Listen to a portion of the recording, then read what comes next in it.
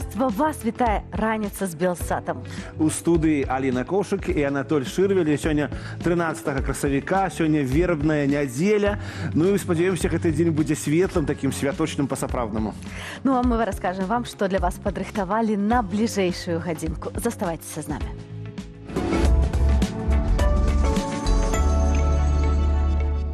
Беларускі лаўрэат Ляйпцігскай прэміі ў Варшаве з Альгердам Бахарэвічам сустрэлася наша здымачная група. Жаночая салатка для ўсёй сям'і. Гатуем сняданне разам з Наталяй Локіць. Гуманоідны робат паляцеў. За прарывам у свеце тэхналогій назіралі навіны з будучыні. Беларуска скарыла асноўныя бегавыя вяршыні Польшчы. Ранішняя прабежка з Тацянай Кулевіч.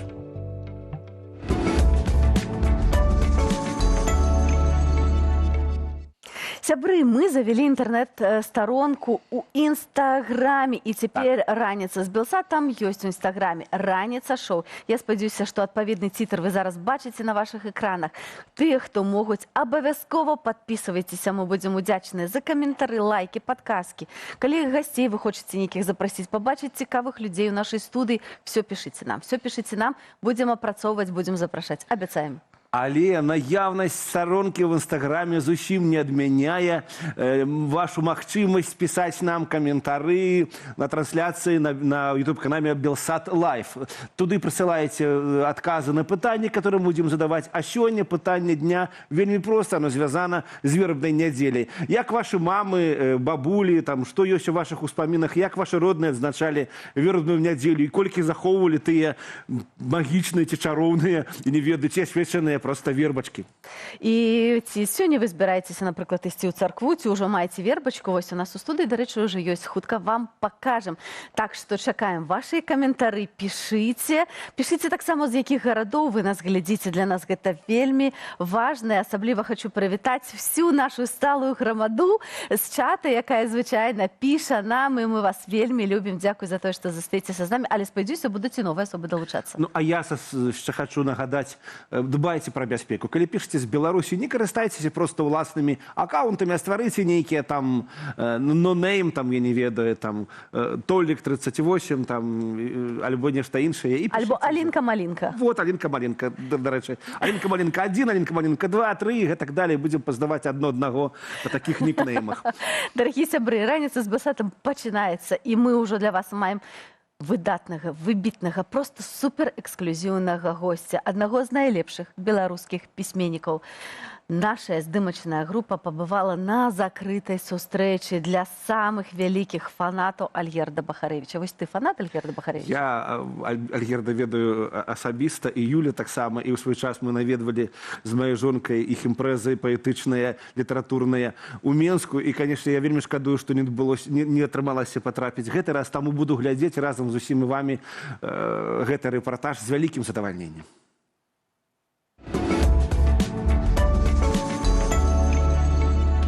У Варшаве адбылася сустрэча з пісьменнікам Альгердам Бахарэвічам і паэткай Юляй Тимофеевай. Як змяніў нас час апошніх гадоў і хто мы цяпер? Адказаў шукала поўная заля.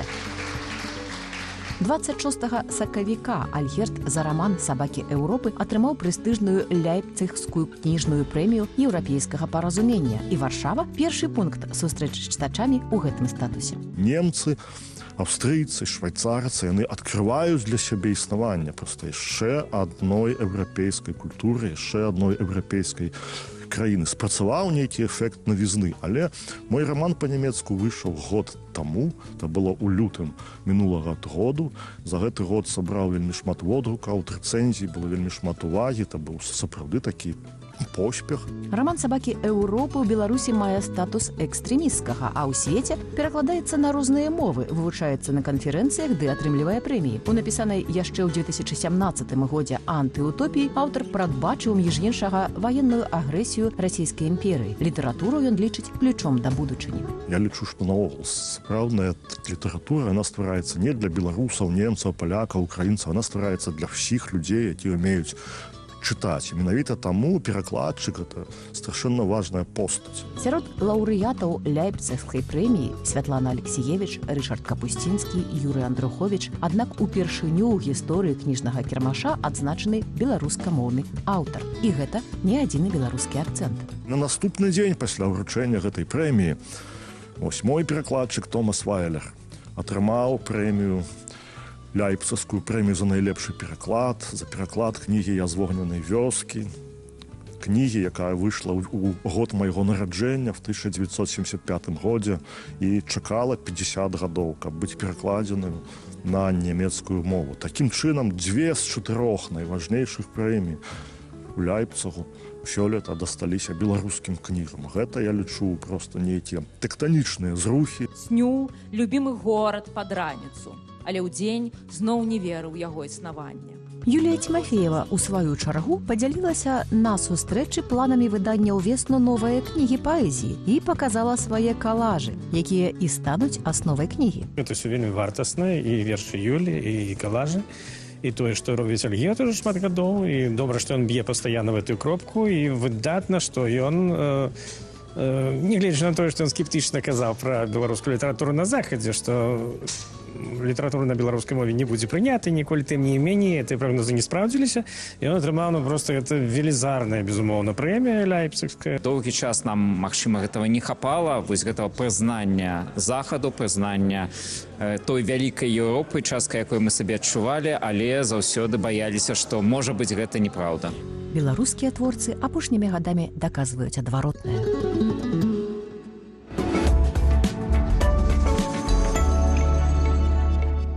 Праз гадзіну пабачым працяг літаратурнай справаздачы і даведаемся, якое месца Альгерд Бахарэвіч і Юлія Тимофеева лічаць сваім домам. А наш дом сёння ў нашай студыі, як звычайна. З нашага дома вітаем вас і вітаем нашага сённяшняга госця Алесю Юркойца, краязнаўцу, каталіка. Добрага дня вам, спадару Алесю. І вам залацістага яснага дня. Дзякуй, што завіталі ў студыю. Я бачу, што вы прыйшлі з... Я не хочу сказаць неспадзявана, бо таму і спадзяваліся, што вы возьмеце з сабой вербачку. А вось пытанне. Вербачка гэта ці пальма? Бо мы ведаем, што ў розных народах, у розных рэлігіях ёсць розныя традыцыі адносна святкавання вербнай нядзелі. Гэта сапраўды так, і любая вербачка на свята, гэта ёсць пальмачка. У каталікоў называецца пальмовая нядзеля, у праваслаўных вербная, а народ аб'яднаў беларускіх каталікоў і праваслаўных назвай вербніца ці вербная, і мы выкарыстоўваем і каталікі, і праваслаўныя, гэта класна, выдатна, што ў нас ёсць такая магчымасць вось у свята аб'яднацца разам. А вербачка атрымалася традыцыйная для маёй астравеччыны роднай, але разам з тым і нетрадыцыйная, таму што выпадкова так атрымалася, дачушка моя зрабіла, я сказаў, як зробіш, так і будзе добра. І сапраўды, яна і альстрымервію дабавіла, але акрамя традыцыйнай нашай беларускай вербы, тут ёсць вечназялёны ціз і самшыт ёсць. А расліны, якія выкарыстоўваюцца ў розных краінах. Напрыклад, ціз у Ангельшчыне і ў Ірландыі выкарыстоўваюць, а самшыт у Францыі альбо ў Грузіі выкарыстоўваецца. Ну, але ж першапачаткова пальма была ўсё-такі, правда? Гэта ўжо мы тут выкарыстоўваем тое, што ў нас расце. Так і ёсць. Першапачаткова была пальма. А чаму? Таму што гістарычна так склалася, што на Блізкім Усходзе, у прыватнасці ў Іерусаліме, так віталі калісьці прарокаў, віталі так цароў. Мы ведаем, што яшчэ Захарыя калісьці пісаў пра прарокаў, казаў пра прарокаў, і ёсць гэта запісана, што на осліку ўязджалі і пальмамі віталі. Ну і атрымалася, калі вось Христос уваходзіў у Іерусалім, то яго сустракалі якраз з пальмамі, пакладалі там пад ногі, вітаючы ў ім цара.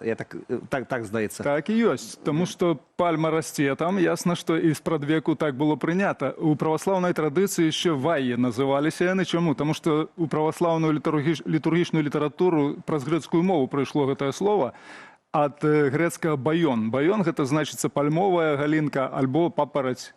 Ліст папараці. Вядома, на Беларусі пальмы не растуць, маем вербачкі. І вядома, што таксама ў розных рэгіёнах нашай Беларусі святкуюць трошкі па-рознаму вербніцу. Спадару Алесь, вы як краязнаўца, што можаце нам расказаць пра рэгіянальныя асаблівасці, дзе і як мы святкуем беларусы вербніцу? Самыя цікавыя рэгіянальныя асаблівасці захаваліся ў нас на Палесе.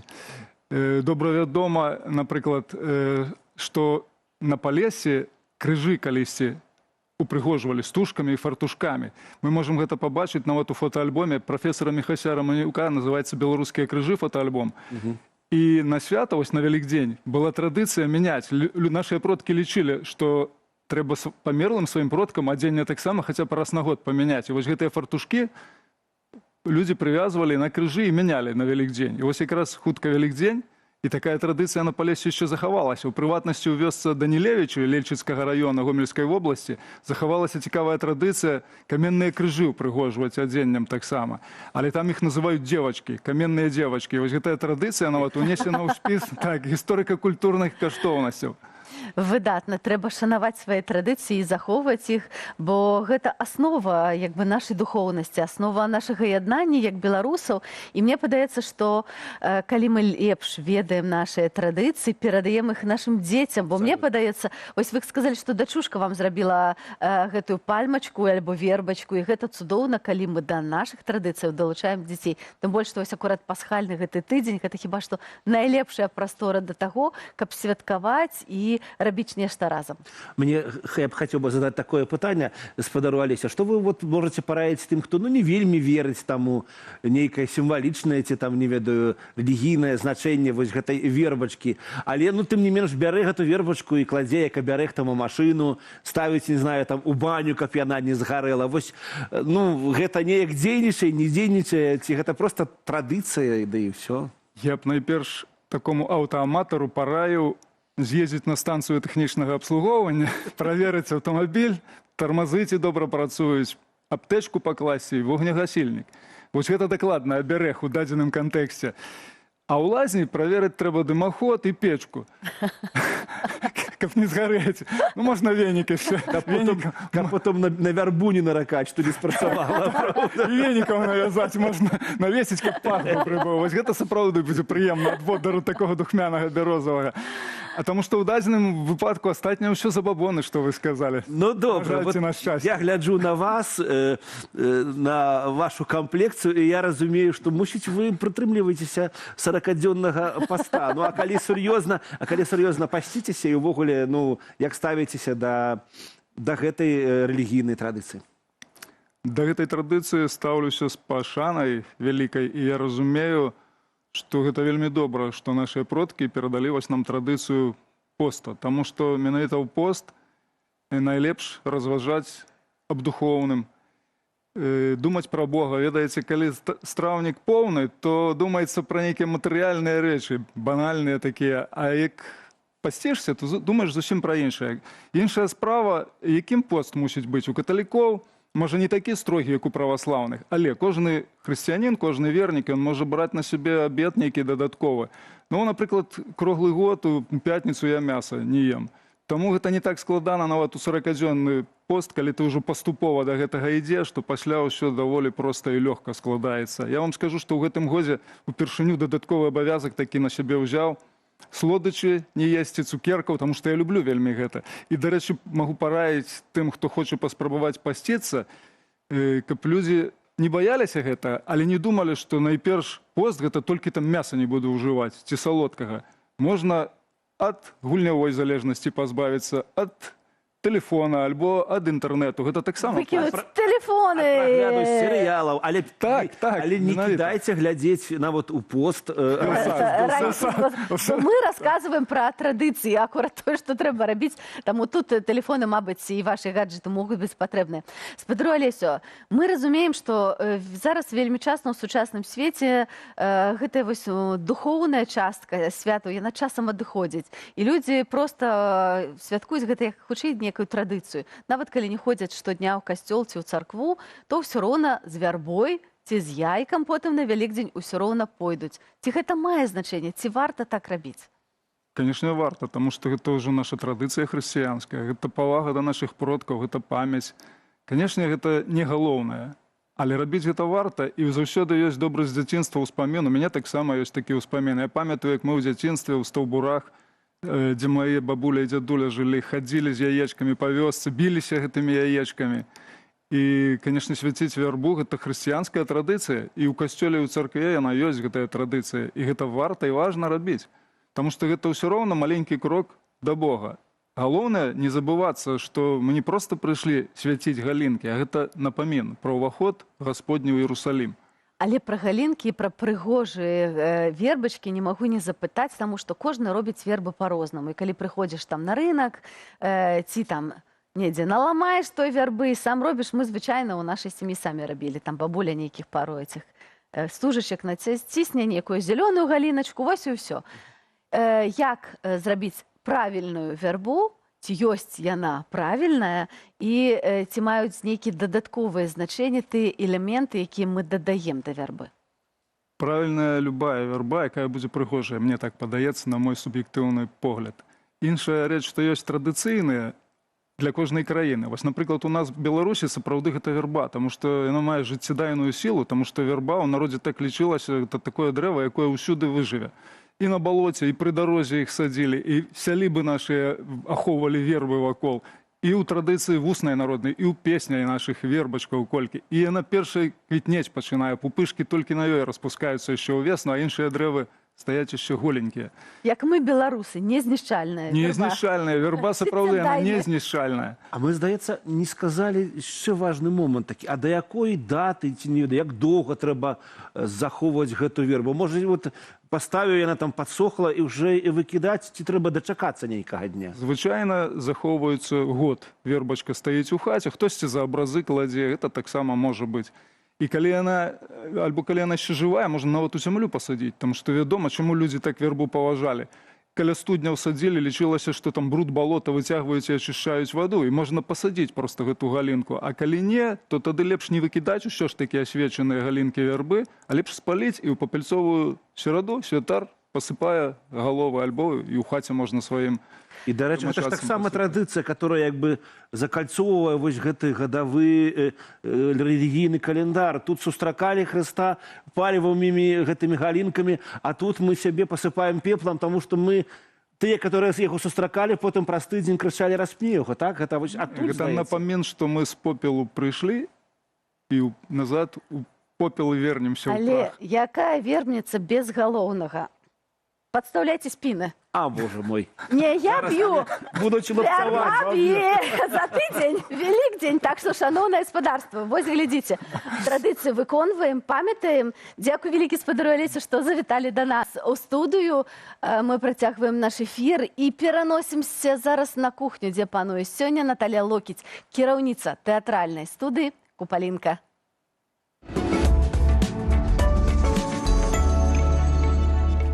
Прывітанне! Гэта раніца з Белсатам, і з вамі я, Наталія Локіць, кіраўнік студыі «Купалінка». І сёння мы з вамі прыгатуем цудоўную салатку. Я вам скажу па сакрэце, што гэтая салатка, можна сказаць, жаночая. Таму што галоўным героем нашай салаткі сёння будуць клубніцы і, канешне ж, авакада. Ну як жа мы, жанчыны, без авакада. Для нашай салаткі нам спатрэбіцца клубніцы, авакада, рукала, мацарэла, арэшкі кедровыя і соус терияки. Итак, пачынаем. Раскладзем шчодра нашую рукалу. Крыху прыбярэм жорсткія сцяблінкі і выкладзем усё гэта на талерачку. Слухайте, калі вам раптам не падабаецца рукала, то смела замяніце яе на, напрыклад, шпінат, ці яшчэ адзін самы суперскі варыянт – гэта зялёны базілік. Базілік і клубніцы – гэта ж проста класіка. Зараз час на авакада. Здымаем з яго скуру. Опа! О! Слухайте, зараз паспрабую зрабіць гэта як сапраўдны шэф-повар. Не атрымалася. Добра. Зробім гэта як звычайная хатняя гаспадыня. Сюды вельмі спелы. Такі мясісты. Падзялюся сваім сакрэтам, як выбраць спелы авакада. Таму што звычайна яны пападаюцца не вельмі спелыя, тады яны не такія смачныя, як маглі быць. Трэба глядзець, дарэчы, на яго вось гэты кончык, які вось тут ёсць, ён звычайна такі закрыты. Вось. І калі яго крышачку падкавырнуць, і калі вы ўбачыце, што тут сухая такая вось і жоўценькая ці карычневая сярэдзінка, то можна смела браць, авакада будзе спелым. Я не сустракала яшчэ мужчыны, якія б казалі, што яны любяць авакада. А вось, дарэчы, жанчыны, по-мойму, заўсёды шукаюць яго ў крамах, купляюць і вельмі любяць. Там вельмі шмат жирных кіслот, якія вельмі патрэбны нашаму жаночаму арганізму, каб быць прыгожымі і маладымі. З авакада мы расправіліся. Зараз бярэмся за нашыя клубніцы. Для асабліва эстэтычных жанчын вось гэты зялёны хвосцік можна не прыбіраць.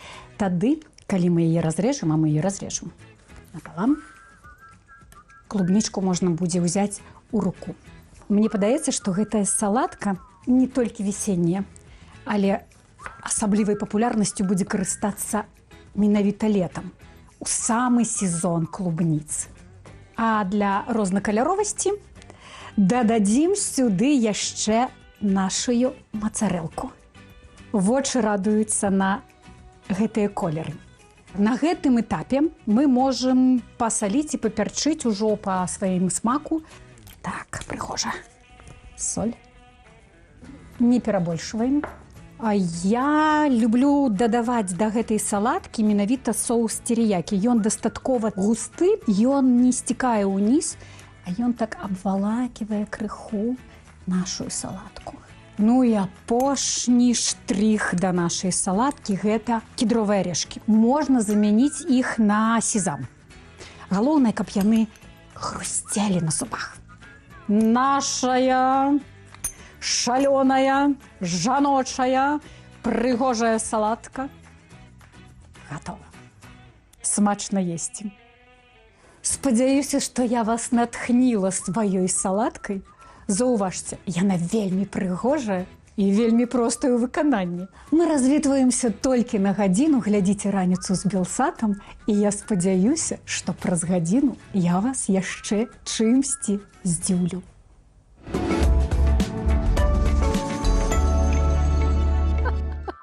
Слушайте, вы зауважили, что у нас у кожной в кухне авокадо? Я... Вот, что это такое? Я ёсць гіпотэз, я таксама над гэтым думаю, вот пока глядзеў сюжэт.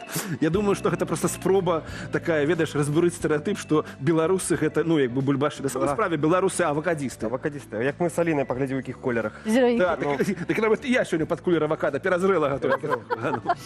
Да Натальи Локіць у кухню мы яшчэ вернемся праз гадзінку. Я Наталья абяцала падрыхтаваць для вас топ найлепшых заправак для салату, таму заставайцеся, сачыце і записывайце абавязкова. А для тых, хто з намі, можа быць, першы раз, я патлумачу, хто гэта чалавек, кулер авокадо. Гэта Андрей, наш калега, журналіст. Ён назірае за тым, што адбываецца ў сацыяльных сетках, чытае вашы каментары. Ну, не толькі Аліна чытае, і ён чытае. Ён нам іх як бы падгрупова прыносіць сюды. А яшчэ ён прыносіць навіны інтэрнэту. Андрей, што ты нам прынёс сёння? Што я непасрэдна вам прынёс сёння? Па-першае, хочу павітаць нашых шаноўных гледачоў. Дзякуй, што далучыліся да гэтай трансляцыі. Адмыслова для вас я зрабіў маленечкую падборку пазітыўных навінаў, каб цэлы дзень прайшоў у вас на пазітыве. Пачнем з Бабруйску. Там карыстальніца тиктоку Ірына худнее некалькі месяцаў, у адрозненне ад мяне, рыхтуецца да пляжнага сезону, скажем так. Я тоже в нейкім сэнсе Ірына з Бабруйску. І яна стварае дэфіцыт калорый у сабе, але якім чынам пры дапамозе свайго гаманца. Яна не вытрачае больш за $20 на ежу ў месяц. Ірына, купляйце авокадо, купляйце авокадо, пахудзейце. Ды што распавядаць, давайте просто паглядзім. Живу на $20 в месяц, в переводе на белорусские деньги это 65 рублей 42 копейки. Я имею в виду расходы только на еду. 8 апреля ужин. Салат из свеклы с майонезом 100 грамм, 2 творных яйца 100 грамм, а на десерт яблоки 100 грамм. Ту цель, которую я ставила перед собой, я выполнила. Даже 3 рубля, то есть $3 сэкономила. Ну, што Ось якая сябры? эканомная спадарыня. На авакада не разгонішся, конечно, на 20 $, але, як бачна, дэфіцыт калорый гарантаваны. Ну, слухайте, 17. Яна з 20, яна намагалася в 20 потрапіць, а трапіла ў $17 на месяц. По-моему, гэта знакамітая дыета Майи Плісецкай, просто трэба менш есці, называецца. В каментарях таксама адзначаюць, што толькі за один паход вытрачаюць больш за там 100 рублёў, прынамсі, а тут за 70 з нечым. Это просто, это рэкорд. Рэкорд абсалютны. Застаемся ў тэме кулінарыі. Неўзабаве беларусы святкуюць галоўнае рэлігійнае свята, Вялікдзень, і ўжо пачынаюць да яго рыхтавацца. А што галоўнае на велікодным стале? Напэўна, Сняданак, яйкі. яйкі і І? тады другое. Куліч або штось. А, Пасха. Пасха. Дарэчы, давайте ўжываць слова Пасха, бо для беларусаў яна больш традыцыйная. Альбо баба, альбо Пасха. Бо ўсё ж такі кулічык это больш з расійскай традыцыі. Давайте застанемся з Пасхай. І цяпер пад як бы тренд упісаліся некаторыя беларускія прадпрымальнікі і ў стылі дубайскага шакалада, якое ўнутреннасці нагадваюць валаса, а насамрэч гэта наша старая, добра вядомая, на жаль, не авакада, але салодкая вата. І вось цяпер прадпрымальнікі прадаюць вось такое вось такі цуд можна сустрэць на паліцах гэтых магазинаў. Пасха дубайская. Ось яны зараз на ваших экранах, канешне. Я думаю, в Дубаі абалдзелі бы, калі бы вы бачылі дубайскую Пасху. Да, паглядзіце, ой, калі ласка, вот такая. Іх існуе шмат вельмі варыяцыяў.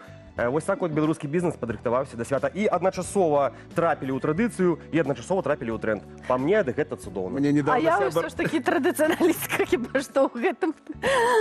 Мне недавно сябар прывёз, дарэчы, знакаміты дубайскі шакалад. А ну. Самога Дубая, ну, як бы перацэнены тавар абсалютна, як бы нічога такога там Але сверхсмачнага. бабы на Вялікдзень рыхтуем. Гэта абавязкова. Бабы рыхтуем з Пасхі, бабы, все хорошо. Ну вось такія кароткія навіны весёлыя. Это пакуль што ўсё на сёння. Абавязкова пішыце каментары, і я хутка неўзабаве да вас вярнуся і прачытаю іх. А я нагадаю, што мы пыталі вас пра вашай традыцыі святкавання вербніцы ў вашым рэгіёне, ў вашай сям'і. Таксама пішыце, адкуль вы глядзіце нас. Все гэтыя каментары прынясе нам Андрэй ўжо ў наступным уваходзе альбо выхадзе. А мы працягваем нашу праграму. Перадаю слова Кацярыне Ваданосавай, якая разбярэ па нітачках мсціслаўскі строй. Супер. Безумоўна, самая галоўная, самая неад'емная частка любога традыцыйнага строю – гэта кашуля. І акурат мсціслаўская кашуля – гэта тая рэч, якую я ўпершыню ў сваім жыцці цалкам пашыла і вышыла сваімі рукамі. Зараз, калі я гляджу на яе з вышыні свайго досведу, я заўважаю шмат хібаў, недарэчнасцяў, але гэтая кашуля перажыла са мной тое, што не перажыла ніводная іншая рэч. У ёй я спявала і грала канцэрты, у ёй я прэзентавала свой другі музычны альбом. У ёй у 2020 годзе я стаяла ў ланцугах салідарнасці і хадзіла на маршы. І гэтыя факты кашульнай біяграфіі яскравае сведчанне таго, што беларускі традыцыйны строй – гэта жывая, адметная і трэндавая рэч.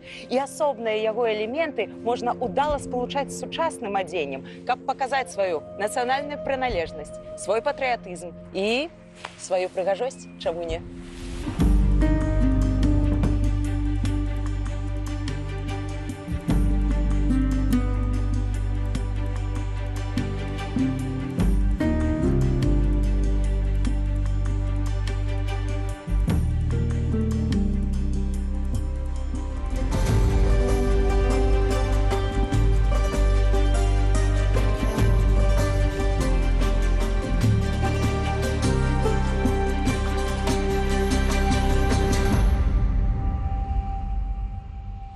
Саян жаноцкі каразыевы з оксамітам за 4 капы грошай спраўлены. І саян люнскі сіні з пасаманікамі за 1,3 капы спраўлены. Я не звар'яцела. Гэта вытрымкі з судовых актаў 16 стагоддзя, якія сведчаць пра тое, што ўжо 500 год таму на Беларусі насілі такі від адзення, як саян. Што ж гэта за вопратка такая? У чым яе адметнасць і чым яна адрозніваецца ад астатніх відаў адзення? Этнолагі кажуць пра тое, што саянам на Беларусі часцей за ўсё называецца такі від адзення, калі спадніца наглуха сшытая з ліфам. Прычым самая галоўная адметнасць саяна ў тым, каб матэрыял спадніцы быў адрознены розным ад матэрыяла ліфу і па ўзору, і па якасці таксама. Саяны шыліся не так, як іншае архаічнае адзенне з прамавугольнікаў і квадратаў. Тут ёсць падкроеныя проймы, тут ёсць выразы, тут ёсць складаны крой. І таму, канешне, пашыць падобную рэч у хатніх умовах было цяжкавата. І часта пашыў саянаў аддавалі на аутсорс, як бы мы зараз сказалі, прафесійным шаўцам ці краўцам. Ну і зразумела, што падобная рэч каштавала вельмі дорага і часам нават перадавалася ў спадчыну ад маці да дачкі і гэтак далей па коле пакаленняў. І мне падаецца, што гэта вельмі натуральна. І 100 гадоў таму, і нават больш, жанчыны часам хацелі захаваць тое, што яны робяць сваімі рукамі. Не толькі дзеля таго, каб не змарнаваць сваю працу, а і дзеля таго, каб разумець, хто яны, адкуль яны, і разумець, што іх прыгажосць заўсёды застанецца з імі. І я адчуваю вялікую роднаснасць з гэтымі жанчынамі, якія папярэднічалі мне.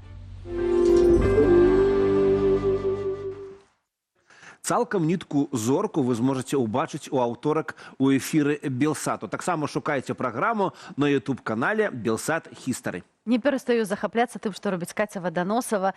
Вось мы з табой глядзелі зараз пра Мсціслаўскі строй, што ён быў такі дарагі, перадаваўся ў спадчыну. Вось я думаю, што кашулі, які стварае твая жонка, альбо я сваю вышыванку, таксама з задавальненнем перадам у спадчыну наступнаму пакаленню. Ну, таму што гэта ж таксама, як называецца, аб'екты матэрыяльнай культуры, яны прыгожыя, яны сапраўды вартыя увагі большай, чым мы надаем да іх.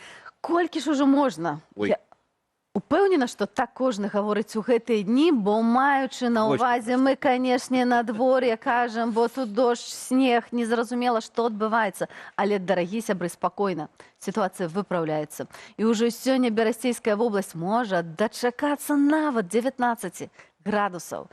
А да сярэдзіны наступнага тыдня Белгідрамет абяцае дзе-нідзе нават да 23, а таму рыхтуйцеся, даставайце летнія сукеначкі. Вот добра, што я вяду з такой інфармаванай калегай гэтую праграму самых дасведчаных крыніц, прынесла і мне супакой, і маім сябрам-дачнікам. Вот хорошае надвор'е, значыць, все-таки будзе і будзе ўраджай. Абсолютно, я думаю, што прымаразка ўжо быць не павінна, гарантуем. А чаму на гэтым тыдні радаваўся увесь свет, мы даведаемся з нашага наступнага сюжэту.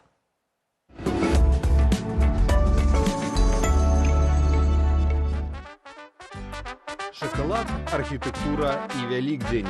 Таким незвычайным сімбіёзам адзначаецца выстава ў Бельгіі. 3 дзясяткі найлепшых шакаладзе краіны паказалі публіцы калекцыю велікодных твораў, натхнёных архітэктурным стылем арт-дэко, які сёлета азначае сваё 100-годдзе. Я паспрабаваў зрабіць некалькі розных рэчаў у стылістыцы арт-дэко. У мяне ёсць выразкі з кветак, усе выразаныя ўручную, і у мяне ёсць мазаіка з металічнымі часткамі. Гэтым разам я выбраў лазер. Такім чынам, у нас ёсць вельмі тонкі пласт белага шакаладу, амаль празрысты, і мы можам рабіць праекцыі знутры яйка і бачыць святло лазеру праз выразы. Яйкі вышынёю каля паўметры, усе ядомыя. Пазней былі прададзеныя прыкладна за 800 евра ў кожная. А грошы з гэтага пайшлі шпіталю Сен-П'ер у Брусэлі.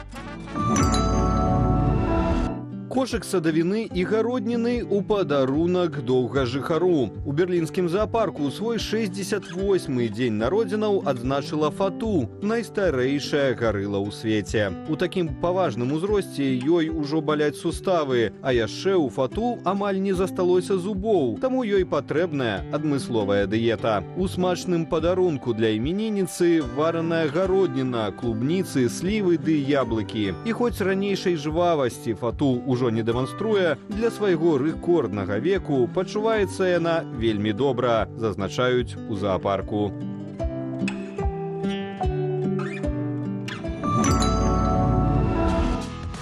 Шчымлівая сцэна развітання дактароў і удзячнага пацыента. Працаўнікі аргентынскага фонду Мунда Марына развіталіся на беразе акіяну з каралеўскім пінгвінам, жыццё якога выратавалі. Параненага пінгвіна знайшлі ў цяжкім стане 8 месяцаў таму. На ягоным целе былі глыбокія раны, магчыма, ад укусаў сабакі. Рэабілітацыя чорна-белага заняла 8 месяцаў. І вось апошні шпацыр разам, удзячны погляд, ды хвіліна вагання, і ўратаваны пацыент вяртаецца да паўнавартаснага жыцця.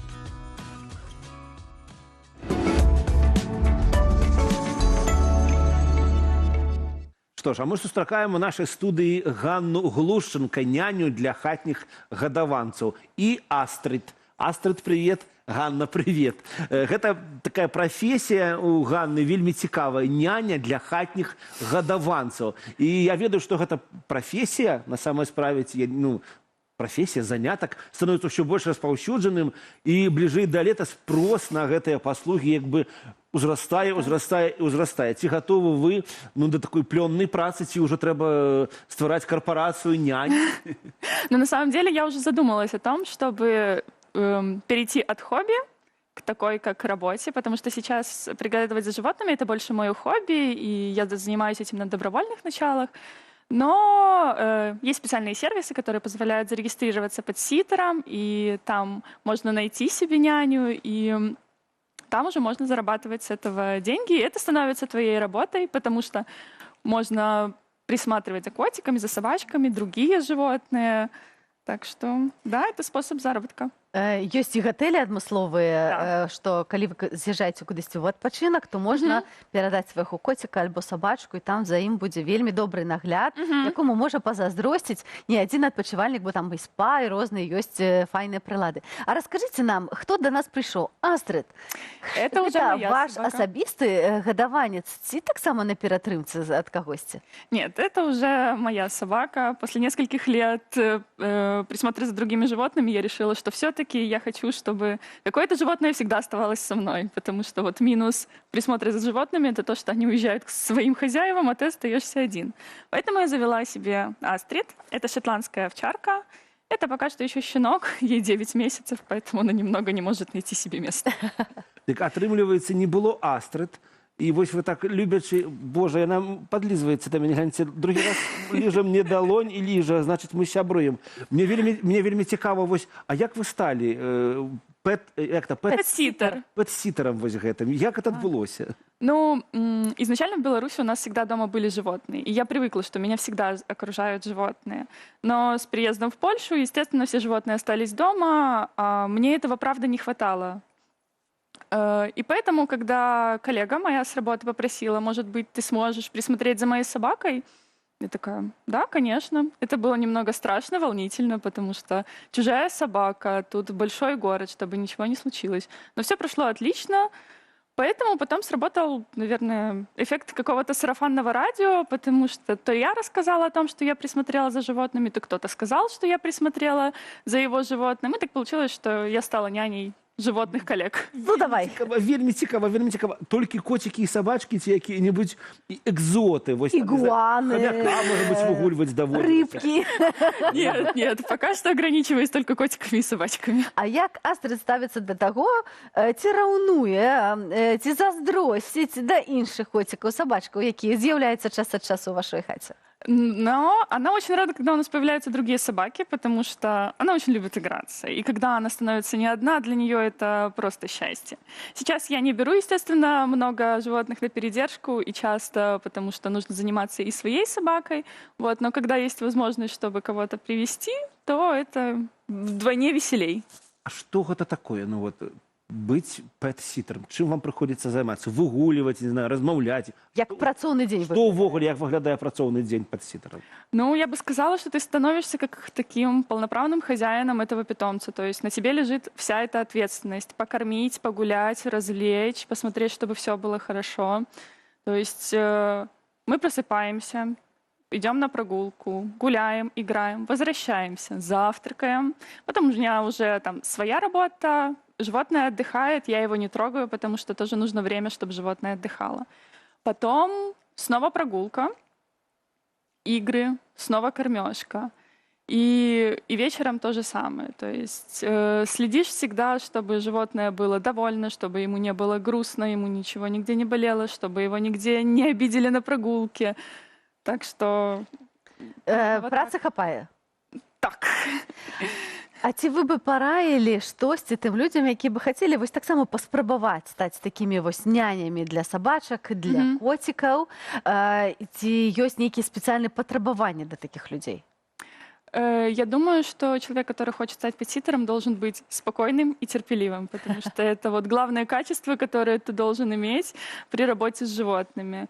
Ну и также можно начинать, к примеру, не сразу с больших каких-то собак, которые требуют там особого ухода, особых выгулов, тренировок. Можно начинать с котиков, потому что всегда с ними легче сидеть и присматривать за ними. Либо же с небольших собачек, которые, ну, легче в передержке. А вельмі цікаво, як вам ось перадаюць собак, какие вам там умовы, не знаю, там, котиков, собачек передаюць гаспадары, што яны ад вас патрабуюць, не ведаю, там, даюць нейкую чек-ліст, там, каб вы падпісалі. Як увогуле гэта адбываецца і чаго хочуць звычайна гаспадары? Собачки, котики, зразумела. Ну, все хозяева хотят, чтобы их животное было в комфорте, в безопасности, поэтому... Так как у меня все мои клиенты, скажем так, это мои знакомые, то никаких таких особенных критериев ко мне не предъявлялось. Просто всегда быть на связи. Я обычно всегда предоставляю фото, видео, как себя чувствует питомец, какое у него было сегодня настроение, к примеру, потому что разное бывает.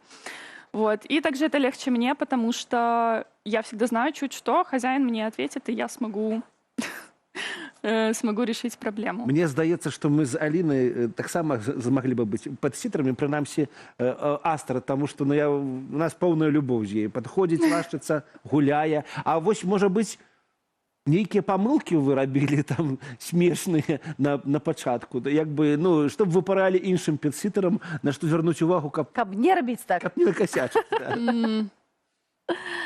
Всегда обращать внимание, как ведет себя питомец на прогулке, и все вот эти моменты агрессии можно предотвратить заранее. Вот это самое главное, потому что бывали случаи, когда начиналась там драка, и нужно было растаскивать животных. Это всегда неприятно, и как бы не хотелось бы, чтобы это повторялось. Ну. Які у вас быў самы незвычайны досвед у гэтай працы? Ці, можа, былі нейкія смешныя гісторыі, якія, напэўна, здараюцца? Альбо, быць можа, штосьці крытычнае таксама было? Ну, критичного не было, я очень этому рада. На самом деле, каждая прогулка с питомцем — это всегда весело, но обычно запоминается, когда у меня был на передержке корги. Не знаю почему, но он был дико упрямый со мной. И просто мы 15 минут стояли на одном месте, потому что он не хотел уходить. В конечном итоге мне пришлось его брать на руки. Это был мальчик, это был тяжелый мальчик. Пришлось тащить его домой. Корги ж у королевы Елизаветы, здаецца. Так, ну так это ж королевская собака з королевским характером. Мне вельмі цікава, ці ёсць у гэтай прафесіі, прынамсі у цябе, ёсць нейкія абмежаванні там, ну, не ведаю, по памерах собаки, там, не ведаю, можа б не взяла б собака двухметрового росту. Ну, якія з свайго боку абмежаванні? Слишком маленькие, занадто вялікія коты, ну, возможно, возможно, вот больших собак, да, я бы не рискнула брать, потому что, ну, это все-таки нужна сила, чтобы справиться с ними, вот. Естественно, я бы не взяла собаку с какими-то бы проблемами, потому что у меня есть своя собака, и, естественно, как бы не хотелось бы, чтобы они пересекались. Вот. Но, к примеру, если касается котиков и присматривать за ними нужно было бы у хозяина на квартире, то там, скорее всего, ограничений нет, потому что за ними легче. Но вот к собакам, да, чтобы собака была здоровая, чтобы собака была психически здоровая, то есть у нее не было агрессии к другим животным. Справку дают некую? Ці вы адразу гэта бачыце па вачах? Ну, не совсем. Обычно, когда я беру собаку, то перед этим у нас есть такие тестовые прогулки с хозяином, чтобы я посмотрела, как ведет себя собака. Собака увидела меня, познакомилась со мной при хозяине, так и спокойнее будет. Вот. И я погуляла вместе с ними, какие-то для себя узнала как бы помощь, узнала такие штуки, которые помогают гулять с этой собакой. Вот. И там уже можно увидеть, то есть собака агрессивно реагирует на других, собака агрессивно реагирует, к примеру, на людей, или она очень пугливая, то есть она убегает от чужих, от детей, от громких звуков. То есть это все можно увидеть за первую прогулку, думаю. А ёсць ваш рэкорд асабіста, вось колькі максімальна у вас было гадаванцаў там на котикаў, собачак разам, і як яны, дарэчы, ладзяць між сабой? Наверное, максимально было все-таки 3, когда у меня уже была моя собака. Я присматривала за другой собакой у себя в квартире. И еще мне нужно было ходить кормить котика и давать ему лекарства в соседний подъезд. То есть нужно было разграничить свое время так, чтобы все 3 питомца остались довольны, накормлены, приласканы. Хацеў удакладніць еще такі вось ваш календар на тыдзень, ён запоўнены плотненько, чарга вялікая жадаючых? Но сейчас нет, потому что есть свои животные, и я как-то стараюсь не брать животных, возможно, только, вот, как я говорила, уже котиков. Но раньше было так, да, что у меня спрашивали заранее, что свободна ли ты в эти даты, можешь ли взять животное сейчас. Карацей, бачым, што ёсць перспектыва працы, ёсць добры прыклад Ганны, што можна займацца пэт-сітингам, альбо быць няней для хатніх гадаванцаў. Я закахаўся ў Астрад, я буду па ей сумаваць. Ну што ж, мы дзякуем Ганне і прапануем паназіраць за істотамі, якіх ужо цяжка назваць чалавечымі гадаванцамі.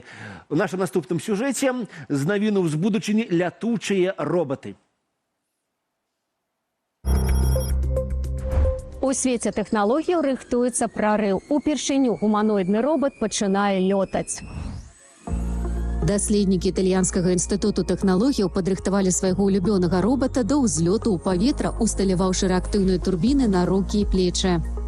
Тут выходзяць выхлапныя газы пры 800 градусах на звыжгукавой хуткасці. Узнікаюць 2 праблемы. Хуткасць паветра разбурае ўсё на сваім шляху і плавіць усё, што трапляецца. Таму нам давялося стварыць спецыяльную абарону для аэронкаба. Навукоўцы мяркуюць, што для стабільных гарызантальных палётаў робату магчыма спатрэбяцца і крылы.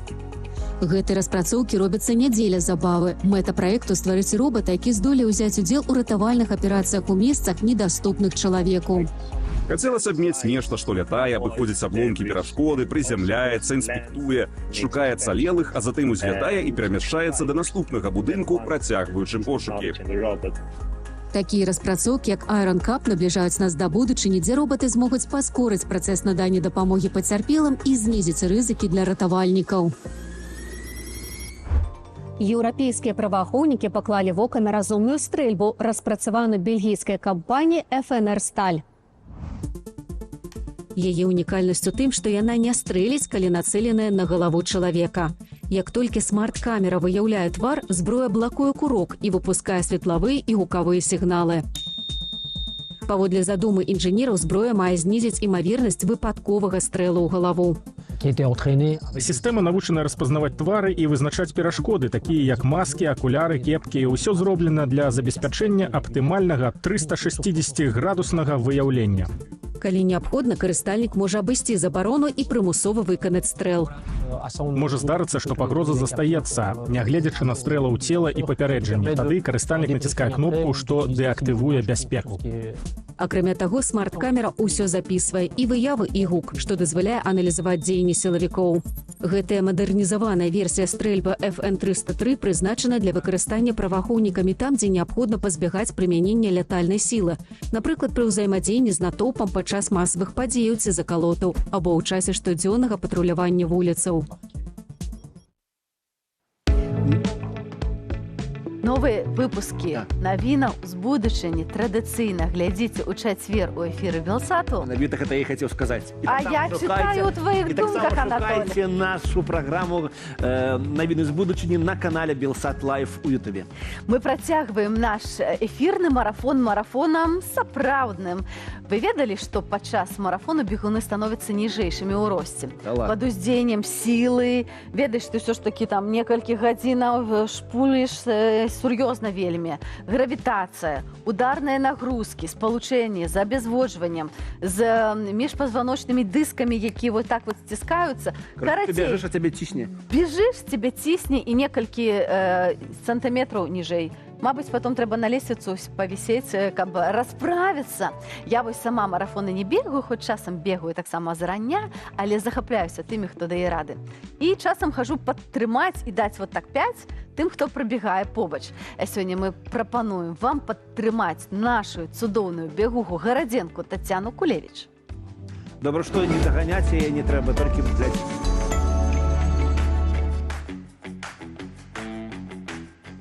Гэтая дзяўчына скарыла ўсе асноўныя бегавыя вяршыні Польшчы. Беларуска Тацяна Кулевіч пераадолела забег «Бізон Ультратрэйл» даўжынёю 100 кіламетраў і не думае спыняцца, хаця раней зусім не сябравала са спортам. В дзяцінства не займалася фізкультурай. Я заўсёды была спецгрупай до 11 класа, в універсітэце таксама. І пачала бегаць толькі калі пазнаёмілася з Русланам. Шлях ад кароткіх прабежак з будучым мужам да марафону быў нялёгкім. Я пачынала бегаць, каб схуднуць. І мне вельмі гэта не падабалася. Я бегала там кіламетр 2, і было вельмі цяжка. Цікава, што на той момант я важыла менш, чым зараз. І яшчэ я адчувала сябе вельмі брыдкай, калі гэта рабіла. То есть, мне здавалася, што ўсе глядзяць на мяне і думаць, якая яна там, не ведаю, тоўстая, якая яна непрыгожая, там цэлюліт, бакі там трасуцца. Но зараз мне на гэта як бы ўсё равно, калі у меня там штосьці трасецца, то не мои праблемы. Спачатку Тацяна нават не ўяўляла, як далёка можа зайсці новае захапленне. Асноўная частка у нас тут. Памятаю, калі першы раз прабегла 5 кіламетраў, калі першы раз 10, 12, і я думала, што ўсё, гэта мой максімум. Калі я прабегла марафон, пазней яшчэ адзін марафон, і зразумела, што гэта не цяжка. І ў маім жыцці паявіліся знаёмыя, якія бегалі 100 кіламетраў. Вось так я вырашыла паспрабаваць таксама. І ўсё атрымалася. З гэтай задачай Тацяна справілася нават хутчэй, чым планавала, прабегшы 100 кіламетраў за 13 з паловай гадзінаў. А летась беларуска заваявала тытул каралевы польскіх марафонаў, фінішаваўшы на 4 найбуйнейшых. Дэмбна, Познань, Варшава, Краков.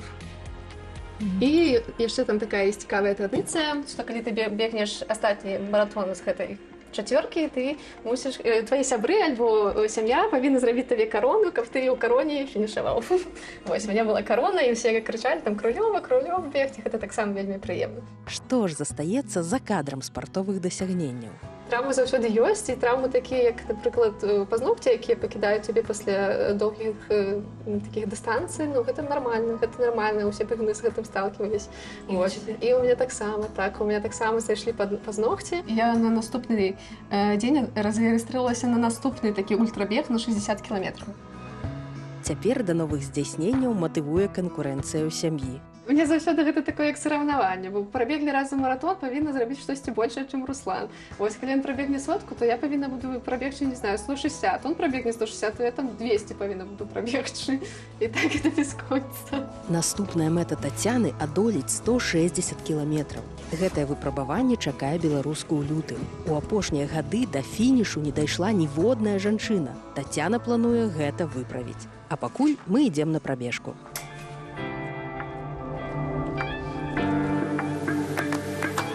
Вось тут можна забачыць вельмі прыгожую пагоду у красавіку. Але ў прыроды няма дрэннай пагоды. Бегаем у любую, бо на спаборніцтвах ніхто пагоду не выбірае. Бег для Тацяны не проста спорт, а найлепшы настаўнік, які змяніў усё яе жыццё. Я заўсёды кажу, што бег гэта мой псіхолог.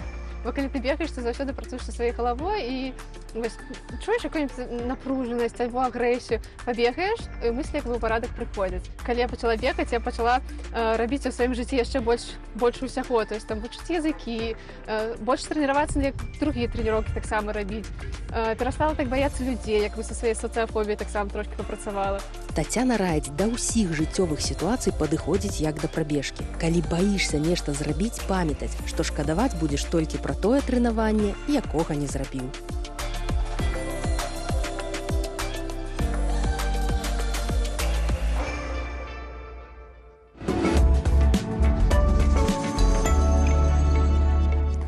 Тацяне жадаем яшчэ больш медалёў, яшчэ больш асалоды ад дасягнення ўсіх тых вяршыняў і запланаваных рэчаў, мэтаў, якія яна сабе ставіць.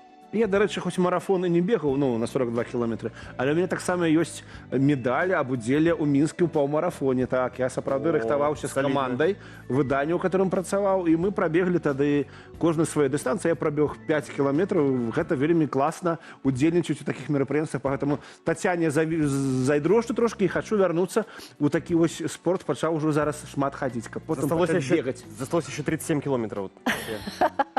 А я спринтерша, я толькі на 100-200 бегала ў дзяцінстве, зараз бегаю 5 недзе. Дарэчы, учора пасля праграмы таксама. Молодец. Треба адзначыць, што это вельмі салідна, пяцёрачка. Не, пятерочка это так. Чвэрць-марафон. Не. Ладно, давай, можа, вернемся тады... До наших марафонов комментаров. Вось, што нам пішуць в каментарах? Все пішуць: вау, НРМ вяртаецца, НРМ. А дзе НРМ? А дзе НРМ? Справа ў тым, што зусім хутка да нас у госці сюды ў студыю прыйдзе Піт Павлаў. І вось нам пішуць, все іх чакаць. Просто наша абкладанка на Ютубе так і падпісана: НРМ вяртаецца. Вось і пішуць наши. Программа ідзе, а НРМ все не вернуўся. Караці, Так. Піт ужо в студыі. Не хвалюйцеся, хутка будзе. Мы бачылі, ён тэставаўся з гукачамі нашымі, так што, праўда, ён будзе. Пачакайце. Что я хочу значыць, вы разумееце, што адбываецца? Справа ў тым, што мы з вами дараслі до такого ўзроўню, што мы выступаем у траіх на разагрэве НРМу. Фактычна ж. Я хочу Але сказаць... раптам пачуеш камунальныя. Аж іх не песць, трэба песць сваю. Тады там гоу-гоу-гоу, Белсат лайф. Да, раніца з Белсатам. Ну і непасрэдна да пытання. У нас сёння тэма Пасхі, тэма Вялікадня. А вось да чаго я кажу. У нашай вёсцы свята назвалі Пасха. Прям як італьянцы, яны віншуюць Бона Пасха. Мы верым у рэгіяналізмы. А вернемся да Пасхі ўсяго толькі адзін тыдзень, правда, вялікі тыдзень. Ну, тым не менш, да, ўсё звязана. Але вось это цікавыя нейкія італійскія карані ў нашых аднавяскоўцаў. Я думаю, што наши еще есть пара відоўцаў такіх з італійскімі каранямі. Мы іх калісьці абавязкова запросім таксама да нас. Так, пішуць нам пра жанчынку, якая з Бабруйску пражыла за $20 ў месяц. Не веру, што можна выжыць без последствий для организма, пишут нам. Магчыма, у яе просто недзе ёсць кубельчик з салом, і яна просто яго не показывала. Так, в гастрономичную тему в працяг авокадо на холодную картошку похоже. Но штосьці мы... Как бы, ну, каб я бачу такую зялёную картошку ці бульбу, я б не стаў бы есці. А вы ведаеце, што холодная бульба мае вельмі нізкі глікемічны індэкс. І вось калі ты худнееш, то варта есці не цёплую бульбачку, а холодную. То бок запёк яе, а потым яшчэ пачакаў. Пачакаў, так. Ну, в принципе, да, бульбы фрі не рекомендую. Это, але агулам... Ведаеш, якая моя самая любимая вось бульба? З холодильника, вось, лядоўні астыла такая на заўтра, яна самая-самая смачная. А ёсць такі картофель-салат. Вось нямецкі, дарэчы, ён акурат з холодненькай бульбачкі. Карацей, нагналі мы вам смакаў. І сабе таксама мы яшчэ не снедалі, шаноўнае гаспадарства, але вам закінем зараз трошкі музыкі.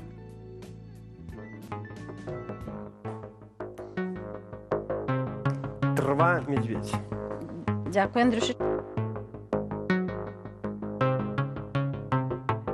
У медведя на горох рыбы ягоды беру, а медведь не спить, на мяне ворчит.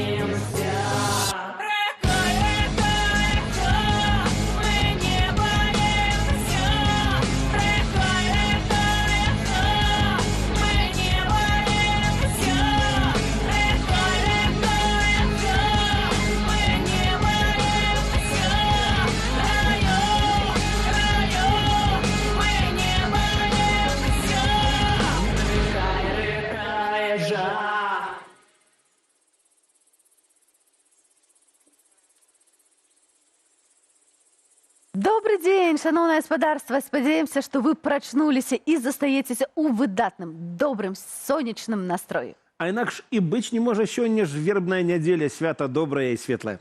Мы, Алина Коушек и Анатоль Ширвель, сустракаем разом з вами гэты дзень. І вось што мы падрыхтавалі для вас на другую гадзіну нашага нядзельнага эфіру.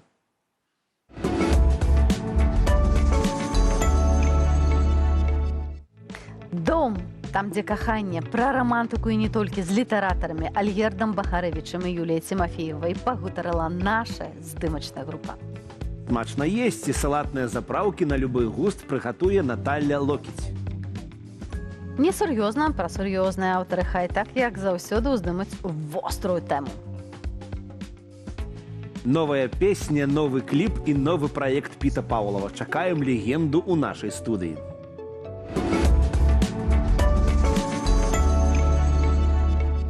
А яшчэ абавязкова подписывайтеся на наш Инстаграм. Назву вы бачыце на экране. Тут, ось бачу, што тут. Чакаем ваши каментары, пытанні ў нашым тэлеграме. Ён таксама мае назву «Раніца шоу», а таксама на YouTube-канале Белсат Лайф у закладкі «Жывыя трансляцыі» і на ўсіх афіцыйных старонках Белсату у Фейсбуку і Аднакласніках. Такім чынам праз тыдзень Вялікдзень. Давайте абмяркуем зараз у каментарах пад нашай трансляцыяй на Белсат Лайф, як вы звычайна фарбуеце яйкі. Карыстаецеся цыбульным шалупінем, там не ведаю, альбо моцна там мацней замарочваецеся, купляеце нейкія фарбы, пэнзлікі там і так далее. Тым больш, што хутка ў нашай студыі з'явіцца Марыя Грыц, майстрыха, якая навучыць нас рабіць традыцыйныя, альбо, можа, трохі менш традыцыйныя пісанкі. Вельмі чакаем. Пішыце каментары, калі ласка, а пакуль мы вяртаемся на літаратурную сустрэчу з Альгердам Бахарэвічам і Юліяй Цімафеевай. Сям'я літаратараў падзялілася з намі вельмі маштабнымі сваімі такімі думкамі.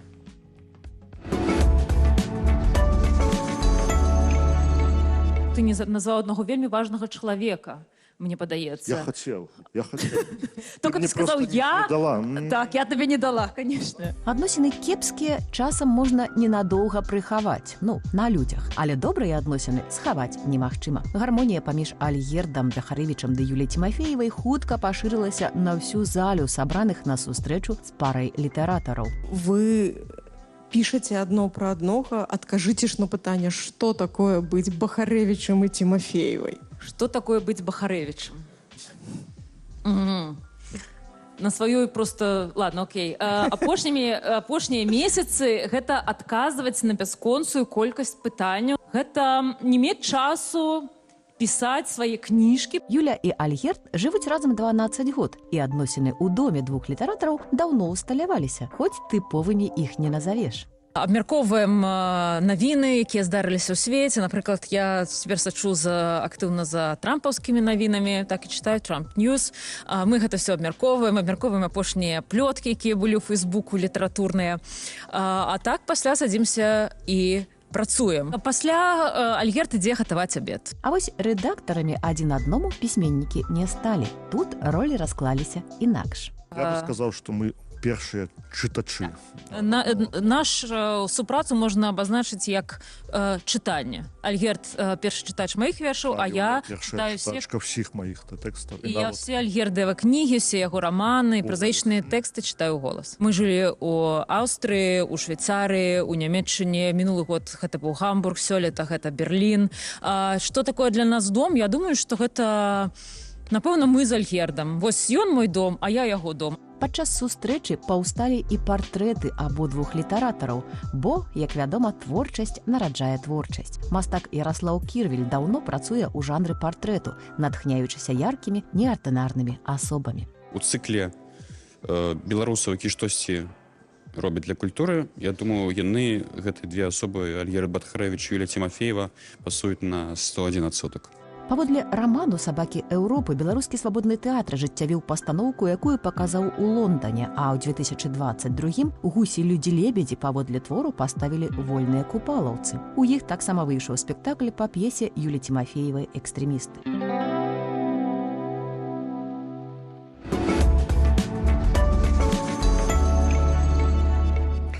Пакуль вы глядзелі сюжэт пра Альгерда і Юлю, у нас тут перастаноўка ў студыі і вельмі шмат шухеру навела Марыя Грыц. Прывітанне, Марыя. Добрый день, вітаю вас. Все трэба рабіць у нашым жыцці з любоўю, правда? Весці праграму, напрыклад, пісаць кнігі ці нават распісваць яйкі. Такім чынам сустракайце папулярызатарка беларускай культуры Марыя Грыц. Яна дапаможа нам сёння падрыхтавацца да Вялікадня, ды літаральна дакрануцца да аднаго з самых старажытных беларускіх рамёстваў. Марыя, што вы да нас прынеслі сёння? О, я принесла до вас сапраўдныя свае скарбы, тому что перед Вялікаднем, цэлы велікодны тыдзень, калі гаспадары і гаспадыні, яны займаліся вельмі беларускім дзэнам. Яны рыхтаваліся да свята, і там гэты цэлы тыдзень розных абрядаў. Трэба было, як вы ведаеце, у чацвер памыць хату, напрыклад, і сябе, перабраць все, што ёсць лішняе, і, канешне ж, зрабіць яйкі. Гэта сімвал яшчэ да таго, як свята стала хрысціянскім, яшчэ паганскім, канешне, фарбавалі яйкі. Самае папулярнае у цыбулевым шалупенні чырвоны яечкі, сімвал сонца. Але мы сёння з вами будзем больш дэталёва разглядаць гэтую традыцыю. Ох, мне уже вельмі цікава. Я хіба што здагадваюся, што будзем рабіць пісанкі. Да, конечно, яечки, адвар у нас есть нават схемы и, конечно же, моя скарбонка. Тут я привезла до вас яйки у рознай стадыі як бы апісання, тому что за наш час мы, на жаль, все это не зробім, бо гэты дзен, ён, ведаеце, можа займаць цэлы дзень. Ты сядаеш спакойненька, ну ці як Бог дай, спакойненька расфарбоўваеш яйкі. Вось з белым спачатку афарбоўваць нейкую сетку робяць, кладуць у гэты адвар, потым ужо на такі делікатны колер яшчэ раз накладаецца воск, і потым ужо вот такого цёмнага колеру яечка падносяць да свечкі і здымаюць гэты воск, і атрымліваецца пісанка. То яшчэ раз запрашаю каго-нибудь з вас. Ой, я задавальненнем, А можа, што-нибудь пара ў твае твары пакласці, каб мы ўж паспелі? Паглядзець, як гэта будзе. Так, а можна я папрашу у каго-небудзь зрабіць нам романтычны вечар і падпаліць свечку, бо гэта вся гісторыя такая будзе гарачая. Вось мае інструменты. Ёсць у нас хтосьці, хто нам падпаліць свечку, таму што без гэтага у нас нічога не атрымаецца. Так, а пакуль што я раскажу вам пра інструменты, якімі рабілася вся гэта магія. Вось такі, так, пісачок. Добра, што ты ўжо все ведаеш. Гэта такі пісачок, ён быў самы распаўсюджаны, так? То бок гэтая медная такая бляшачка, яна скручвалася і нейк прымацоўвалася да палачкі. Гэта ўжо пісачок прафесійны. Это ўжо калі магію трэба ствараць розную.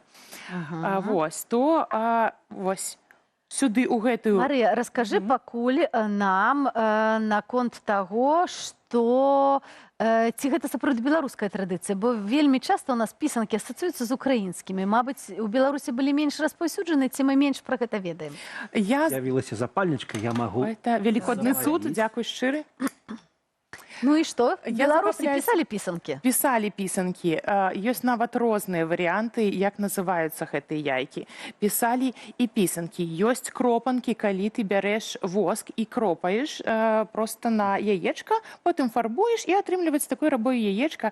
Яно папулярнае для дзетак і пачаткоўцаў. Ёсць яшчэ шкрэбанкі, калі ты бярэш ужо пафарбаванае яйка альбо карычневае яйка і выскребаеш штосьці з яго. І так, пачынаецца, можам, канешне, пакласці, пачынаецца наша магія. Трэба, так, мы зараз романтик нам зробім. І так, што адбываецца? Ты будзеш прям прафесійнай ці для пачаткоўцаў? Не, я магу такі для пачаткоўцаў. Окей. Вось, дарэчы, яшчэ адзін інструмент, таксама для кропанак. Ён быў раней больш просты. Гэта палачка з голкай. А, дарэчы, кропанкі я ніколі не рабіла. Так вот, кропаюцца і палачка. Так, галоўнае, што у нас ёсць? Яйка. Так. Другая галоўная рэч? Воск. І наш воск, конечно же. А яйкі так, не хвалюйся. Приготовали? Я азіраю збоку, сяджу. Па-перше, рукі чешуцца долучыцца, але сапраўды гэта выглядае як нейкая магія такая. Это направду магія. Тому что не бывае аднолькавых яек, так? У кожнай гаспадыні была свая. І вось у нас ёсць нават схемы. А рэгіянальныя нейкія схемы, рэгіянальнае адрозненне таксама ж пэўна? Ёсць рэгіянальнае адрозненне. І мало таго, што рэгіянальны, мы зараз пачнем вот это все, я вам все расскажу. Не буду апереджваць Итак, падзеі. якую бы ты хотела намаляваць пісаначку? Можа быць такую.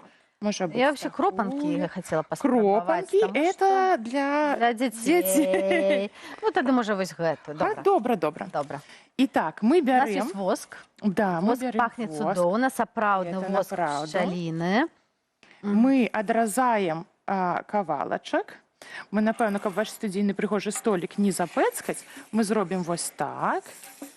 Итак, где твой инструмент? Вось мой пісачок. Мы адрезаем маленькі вось такі кавалачак. А я возьму, погляджу скарб. Канешне. Чакай, дай мне яшчэ одну яйку, мы яго паложым таксама ў наш адвар. Тады на твоє яйка може не застатися місце. Давай по черзі, окей? По черзі, ну добре. І так, у пісачок складається ось така ось штучка, і тепер тобі треба подогреть і намалювати на яєчку які-небудь... Так там воск. Я думаю, ви будете фарбу зачерпувати. Думаю, як це буде виглядати? А це воск береться, плавиться. Народна традиція, яка тепер, бачите, ось може виглядати зовсім іначе. Осторожно, він може потекши, бо це така... Вот такою штукою можна зробити тонюсінькі, видите, уже твори мистецтва. А це така більш груба історія. Ми нечто подобне з матулі робили у дитинстві, але просто брали свічку і капали. Кропанки, які кропанки? Капали на гэты яечкі, потом мама клала іх у фарбу, там, і яны атрымліваліся прыгожыя. Опа, прыгожыя, ну бачыце. Вельмі прыгожа, глядзі. Дай Бог, як фарбай. Так, і тое, што ты зараз пакрываеш воскам, яно застаецца белым. Мы на пэўны час можам пакласці... Яно застаецца белым, пакладзем у фарбу, воск адлушчыцца потым. Не. Это, видите, практыкаванне на цярплівасць, скажу я вам. Это не хуткая справа. Марія кажа, што дзен. Гэта сапраўды, гэта такая вельмі вытанчаная такая справа, і калі вытанчаную справу робіш, то нервы на самой справе супакойваюцца, і ты думаеш пра хорошае. Я думаю, мне патрэбна яшчэ, Марія. Пра хорошае, але вось яшчэ якая штука. То, што зараз Аліна пакрывае белым, яно белым і застанецца. Потым мы трошечку можам пафарбаваць яечка, і яно стане вось такога колеру. То бок, гэта яечка ўжо троху паляжала ў фарбе.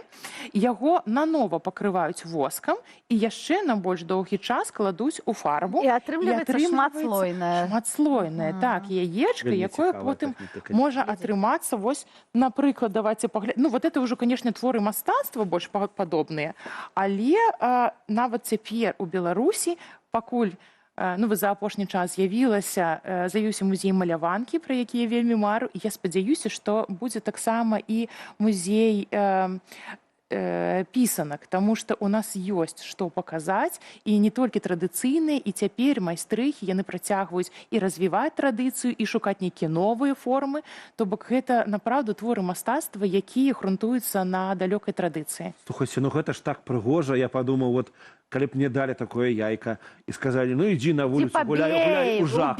Гуляй у жака. Я б шкадаваў бы. Ведаеце, што з другого боку, ён, может быть, арміраваны становіцца ад воску. Давайте я вам покажу. Гэта яшчэ не зусім адкрытае яечка. Бачыце, тут ёсць воск. Мы зараз такая пробная штука, якую мы будзем паказваць. Я думаю, уже можем паказваць. Пакуль я тут малюю, добра. Але спачатку з біткамі. Такое яйка не... Это было непростое яйка, правда? Калі вы цэлы дзень выдаткуеце на тое, каб яго зрабіць, потым яго просто пабіць, это будзе занадта. Таму такое яечка, вось, напрыклад, ці вот такое, вось яечка, так, вот это першая стадыя, толькі першая стадыя, яна ўжо столькі працы ў ім. Яго дарылі адзін аднаму, яго, канешне же, насілі ў царкву. Валачобная.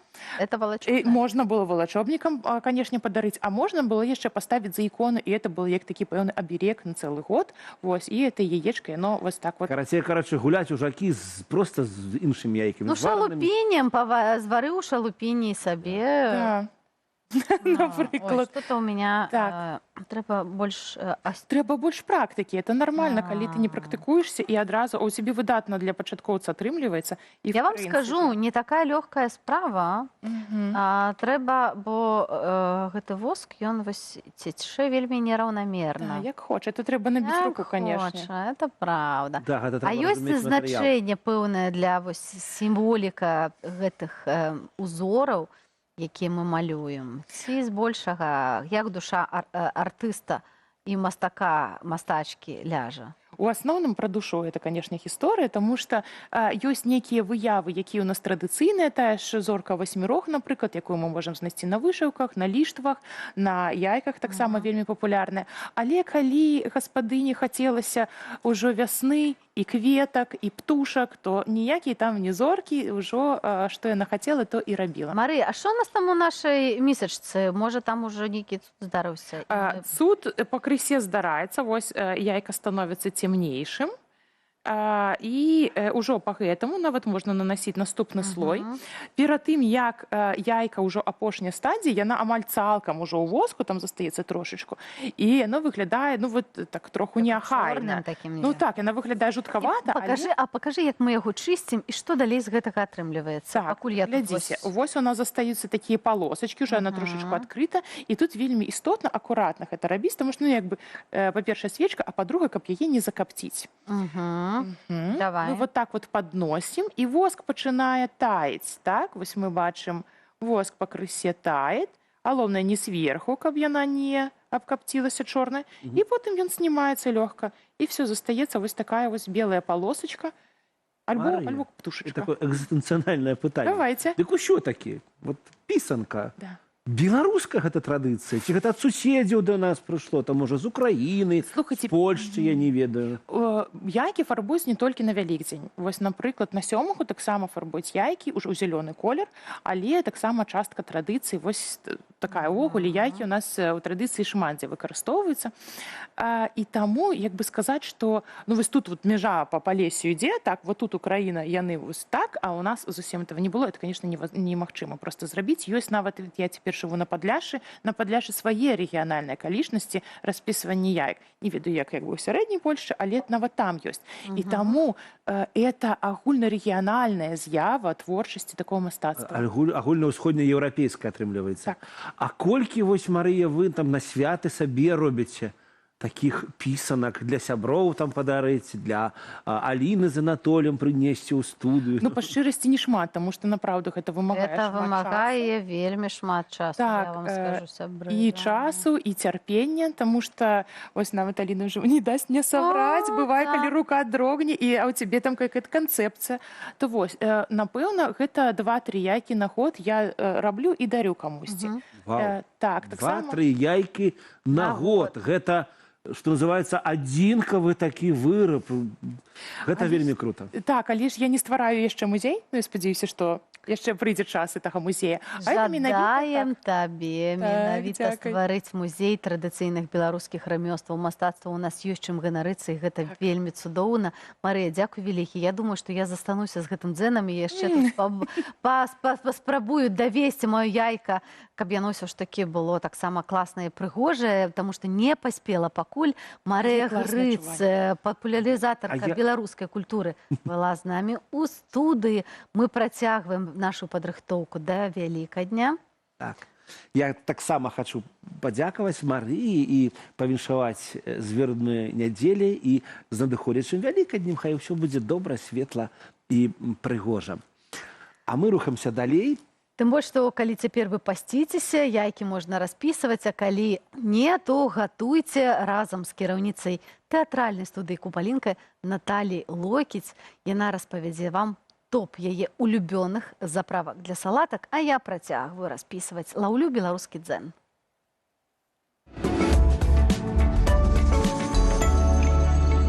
Прывітанне, гэта раніца з Белсатам, і з вамі зноў я, Наталія Локіць, кіраўнік студыі «Купалінка». Гадзіну таму я вас навучыла гатаваць вельмі лёгкую, прыгожую і смачную салатку.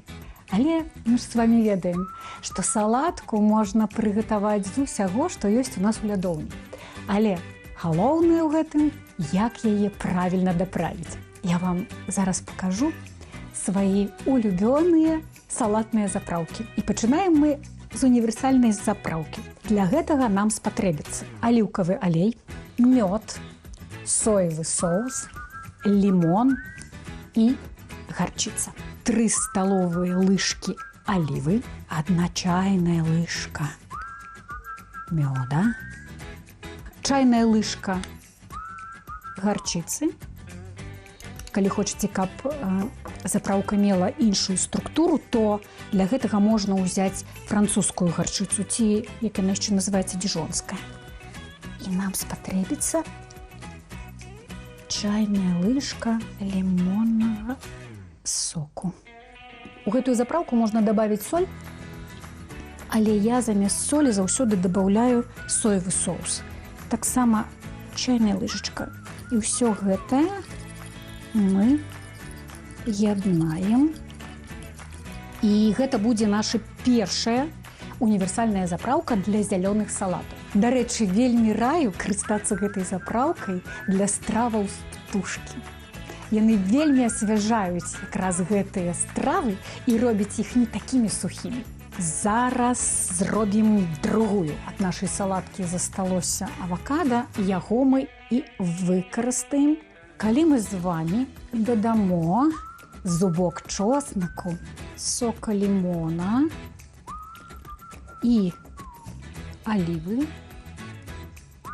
і узаб'ем гэта блендерам, зараз будзе шумна. Так, по кансістэнцыі атрымалася такая кремаобразная субстанцыя, але калі мы дададзім сюды крышачку вады і яшчэ раз узаб'ем, то атрымаем акурат запраўку. Калі вы не вельмі паважаеце маёнез і думаеце пра сваю фігуру, то можна скарыстацца вось такой прыгожай зялёнай веснавой запраўкай. Соль і перец па смаку. Гэтую запраўку, так як і нашу універсальную, можна выкарыстоўваць для зялёных салатаў, а таксама яна можа замяніць нам маёнез. І трэцяя, апошняя наша запраўка. Для гэтага нам спатрэбіцца з вамі натуральны йогурт і чоснак. Вельмі дробна нарезаем чоснак, дадаем гэтае наш йогурт, дадаем крыху перцу і солі, перамешваем.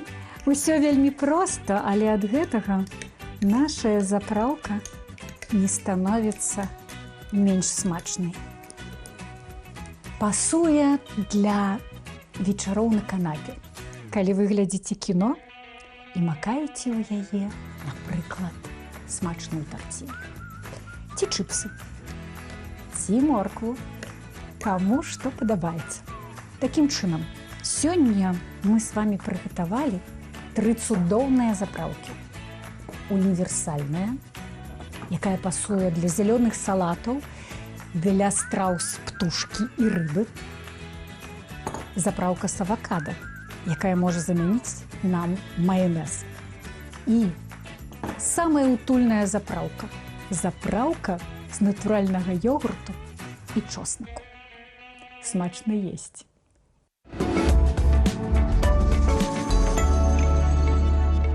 Даражэнькія кажуць, што няпрошанаму госцю лыжкі няма. І сапраўды няма лыжкі, але Андрэй, ты Андрэй, гость ты чаканы, і вось нават маеш адна пісаначку, паглядзіце. Лыжкі няма, ёсць яечка, пісаначка. Трошкі недапрацаваная, але будзем пасля эфіру дапісваць яйкі, Андрюша. Амалек авокадо. Амалек авокадо, бачиш, у нас сьогодні все у зеленому кольорі. Тримай. Ну все. І розказуй, що там цікаво. Будемо розповідати. Не терпиться вже. У нас вже був пригоженький собачка у студії. Розповіду ще про одну. Це австралійська овчарка Фанта з Вітебська, яка просто розриває сусвітний тік-ток. Вона набирає мільйони проглядів і тисячі захоплених коментарів у тік-ток. Вучиться вона у своїй господині, студентки ветеринарної академії. Разом вони вже не раз уражували на виставах і форумах глядачів. Што робіць гэтая сабачка? Не толькі ведае дзесяткі каманд, але паказвае унікальныя, вот зараз вы бачыце, вот такі тручак. Робіць масаж сэрца і штучнае дыханне лапкамі. Вось, карацей, ну, па-першае, прыгожая сабачка, а па-другое і карысная. Далі Бог яшчэ адзін аргумент сабачку завесці. Хто-нибудь мае з вас сабачку, дарэчы? Не. Ну, але у нас, калі вырастем, я вот як вырасту, то я обов'язково буду себе. Але мне здаецца, што гэта гісторыя канкрэтнай сабачкі, бо не кожная сабачка зробіць масаж, ну, это правда. Ну, так добра, тады пераходзім да спорту. Сябры, што можа лучыць Бразілію і Беларусь, падавалася? Авакадо. Раз. А другое... Футбол? Футбол і, можа быць, пенны напой. Ёсць такі, увяду курс справы. Бразільскі беларус ці беларускі бразілец Ренан Брэсан. Ён нараджэнец Бразіліі, але пераехаў у Беларусь у маладым узросце, іграў за Батэ Барысаўскае, забіваў Баварыі. І вось цяпер ему ўжо далёка за 30, і падчас футболу ў нейкай бразільскай там мінорнай лізе заўзятар прапанаваў яму троху пеннага напою. Ён яго пакаштаваў, але гэта не спадабалася суддзі, і суддзя, у якога замест сэрца, прабачце, кавалак каменя, даў яму жоўтую картку за гэта. Ну, неяк не па-чалавечы. Па-чалавечы, але мне падаецца, можна з'ехаць з Беларусі, няхай ж сам. Але так, неяк вельмі па-бразільскі. Вельмі па-бразільску. Карнавальна. Але нам трэба таксама павучыцца карнавальнаму настрою, прынамсі, сёння раніцай. Я думаю, што крыху карнавальнага настрою нам дадасць, напэўна, нашы калегі дададуць з хай-таку ўжо зараз. Уключай. Націскаем хай-так.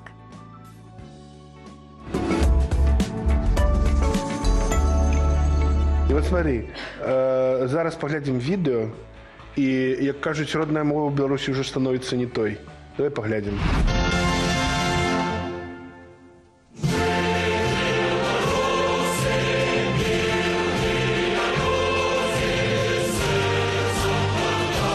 Китайский ва два тунча, що? Тунча. Якуб Колос. Да. Я памятаю, что мы колись с тобой были, Дима, у Пекине и заходили там у некую католицкую кирху, и там все выявы там Марии, Иисуса. Ну все такие трохи, як китайцы. Да. Так я что думаю, треба и белорусский классика ось. Якуб Колос, Янка Купала. Пора уже перемалевывать. Да, и перемалевывать. И где-то вот эти статуи стоят на станции Якуба Колоса. Трошки ему робить, каб ён трохи ось... И вот такой вот. У яго чубчик такі, вусы долгие больше такие. Да. Кимоношечку тут намалевать. И нормально. У Франциска Скорына по одной литеры зменять на иероглифы. Да. У Симона Музыки там же на станции Якуба Колоса замест скрипочки у яго меч катана. Хлоп, и такая маска ниндзя. Ну тогда уже Мао Цзэдуна замест Ленина. Хонгильдон музыка. О, да. 6 точек на голове. И замест Ленина поставить уже Мао Цзэдуна. Или перевертыш такой сделать, крутил еще. Как сзаду его был твар Мао Цзэдуна, а спереду самый. На себе не показывай. Як у Гарри Поттере. На себе не показывай. Як у Гарри Поттере.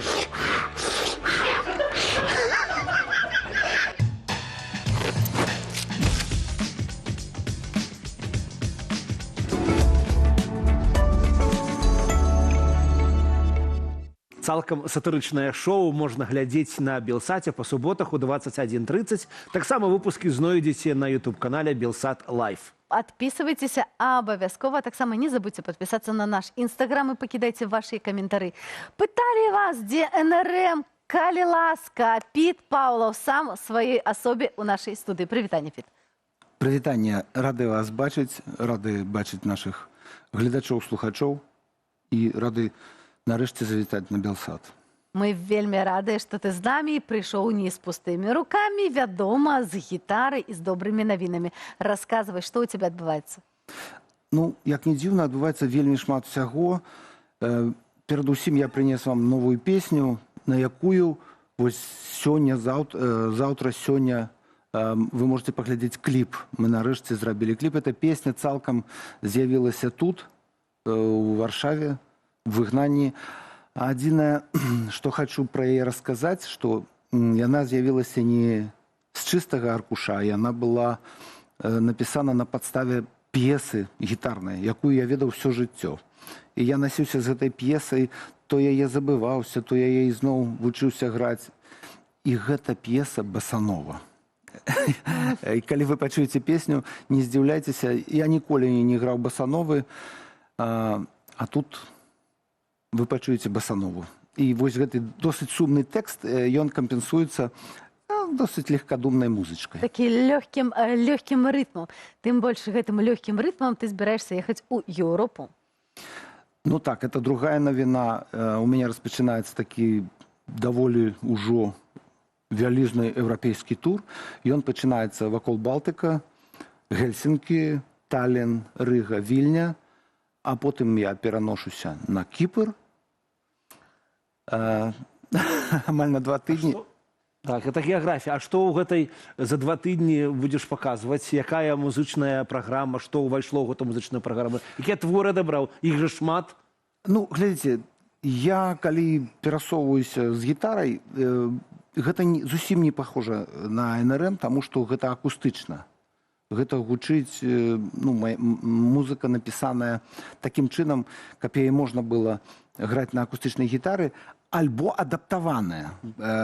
І некаторыя творы НРМ натуральна трапляюць в гэты сет-ліст, але там вялікая колькасць песень іншых. І ёсць мае эксперыменты з крыві, фальклорныя, ёсць мае песні з цыкля «Зброя золата кабеты», гэта якія прадставіў ужо 2 гады таму, калі толькі сюды прыехаў. Ну і ёсць песні з вышновага альбома НРМ, якія яшчэ ніхто не чуў, а я вельмі люблю іх. Вось, і нашы гледачы пытаюць у каментарах, што там за навіна з НРМ. Ну, дзеліся, раскажы, дзе пачуць, што слухаць, чаго чакаць. Нашы гледачы, напэўна, ўжо прызвычаліся, што я калі прамоўлю, што заўтра нешта выйдзе, вот я прамоўлю, яно дакладна не выйдзе і прыйдзецца чакаць яшчэ 10 год. Таму я баюся прамаўляць пра нейкія даты. Адзінае, што вядома дакладна, у мяне ляжыць гатовы новы альбом НРМ. Ён гатовы, я яго чуў, і таму я магу з упэўненасцю сказаць, што ён выйдзе ў гэтым годзе, бо ён ёсць. Я могу упэўнена сказаць. Назва альбому здраць нам першым. Ну, працоўная назва альбома «Апошні». Апошні альбом? Будзе называцца, будзе напісана НРМ «Апошні». Выдатна. Колькі песен можаш зарэлізіць нам? Ну, на сёння у мяне ляжыць 8, але хутчэй за ўсё іх будзе 10, таму што дзве яшчэ знаходзяцца ў працы. Але нават калі будзе 8, гэта для сучасных альбомаў гэта немало. Для традыцыйных раней мы пісалі, ну, першы альбом, дарэчы, НРМ меў толькі 8 песень, але потым мы спрабавалі крыху болей напісаць, і плануецца 10. Класна. Может быть, вернемся до размовы про европейское турне. Я чуў, што будзе там і Зміцер Лукашук недзе удзельнічаць, наш калега, журналіст. Что гэта будзе за такая імпрэза, можа быць, не знаю, ці фармат? Калабарацыя, па-моднаму зараз кажуць. Ну, глядзіце, гэта выпадковасць, таму што я накіроўваўся в такое турне па Італіі са сваімі сябрамі з Галяндыі, беларусамі, зацятымі такімі беларусамі. І яны хацелі мне паказаць Італію. Я ніколі не быў раней.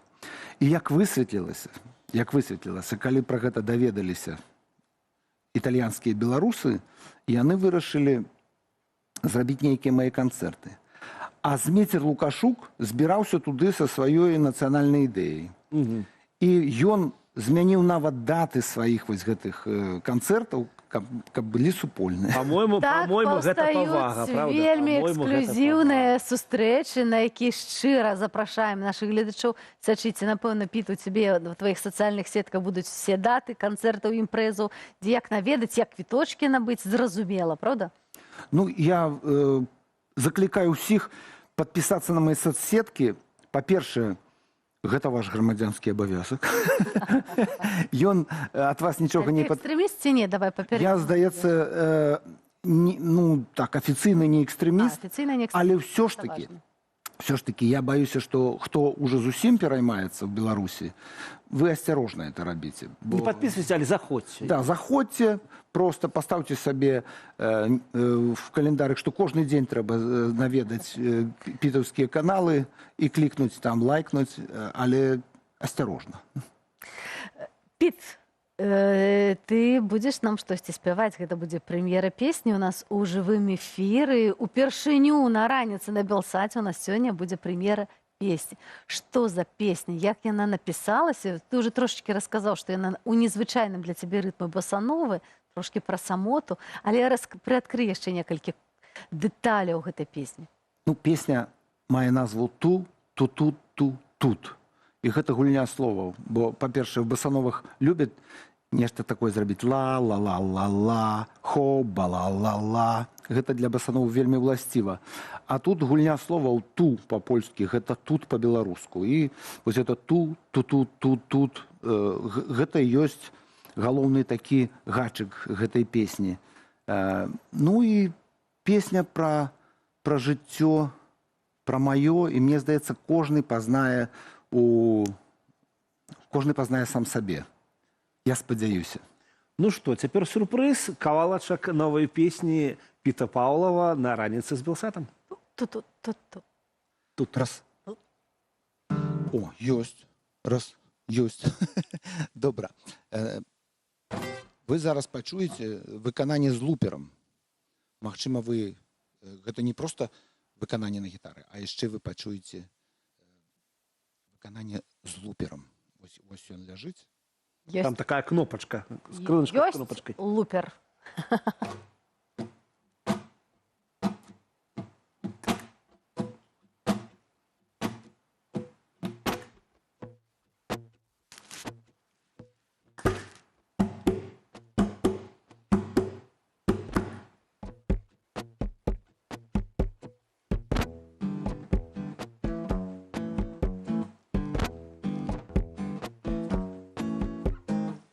Прокладаю тут маршрут падчас вайны. Цяпер выгнанні тут, в цэнтры Варшавы. Прокладаю тут маршрут падчас вайны. Цяпер выгнанні тут, в цэнтры Варшавы. В Варшаве весна, в Варшаве любовь, а літаральна за рогом і льецца кроў. Прокладаю тут маршрут падчас вайны. Цяпер выгнанні тут, в цэнтры Варшавы.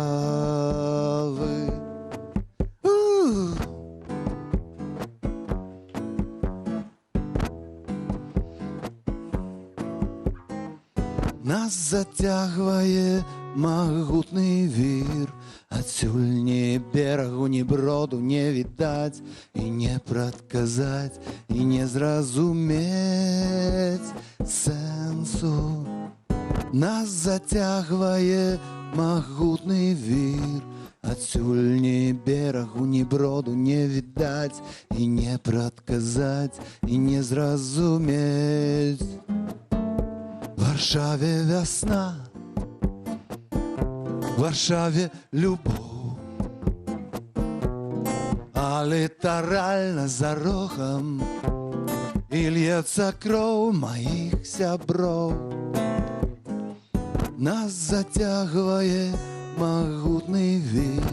Адсюль ні берагу, ні броду не відаць, і не прадказаць, і не зразумець.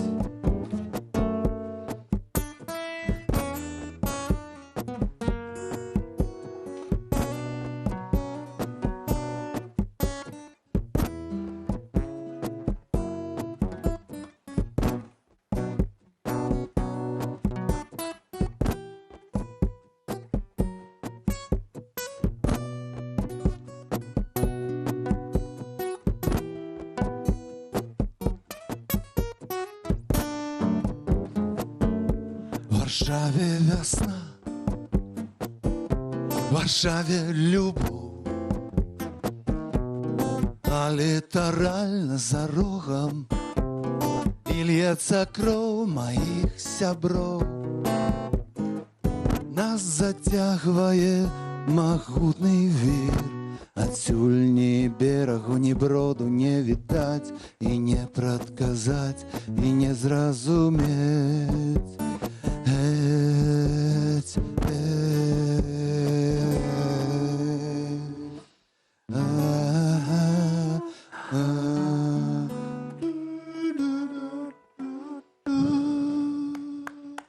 Невялікія апладысменты ў нашай студыі для Піта Паўлага. Дякую. І прэм'ерныя песні тут. Раніца на Белсаце прэм'ерная песня.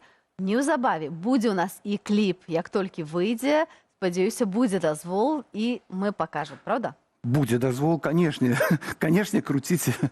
Будзем круціць Піта Паўлага і будзем далей працягваць праграму. Дзякуй табе вялікі, што завітаў да нас, а ўсіх нашых гледачоў запрашаем на канцэрты Піта, якія толькі будуць недзе там побач з вами. А я запрашаю наших гледачоў паглядзець чарговы выпуск мовы на нова. Будзем вучыцца ставіць правільна націскі. Гэта важна.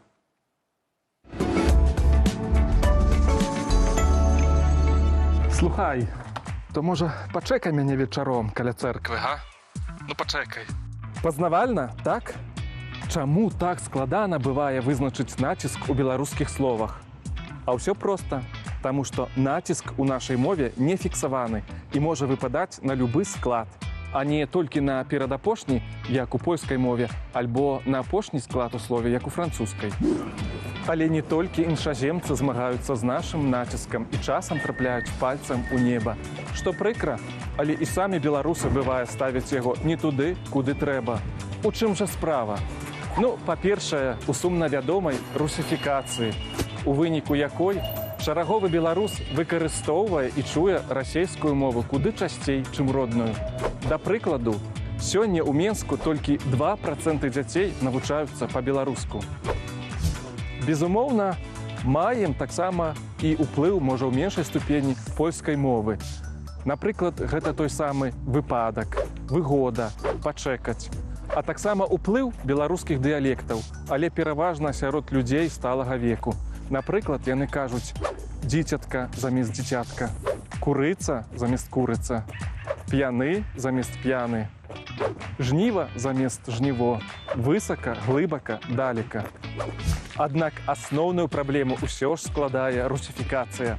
Таму, змагаючыся з гэтай навалай, давайце зараз разам з вамі вывучым, а хто ведае, дык паўторым, як правільна вымаўляць тыя беларускія словы, у якіх найчасцей самі беларусы робяць памылкі. Увага! Спіна і вусы, а ніяк не спіна і вусы. Узяць у руку і ў галаву, стаць на нагу. Ласі і зайцы, вольха і крапіва. Тут добрая падказка Кандрат Крапіва. Несці лухту і плесці інтрыгі. Гліняны, каменны, шаўковы і гэтак далей. Рэмень і фартух. Аднак, дарагія сябры, нашая мова жывая і багатая, і ў ёй могуць суіснаваць розныя варыянты націску. Яны называюцца акцэнталагічныя. Садавіна і садавіна, дарма і дарма, кайданы і кайданы, раніцай і раніцою. Уявіце сабе, аказваецца, і так і гэтак правільна. Ужывайце на здароўе і давайце разам вучыць нашу мову і нанова, і нанова.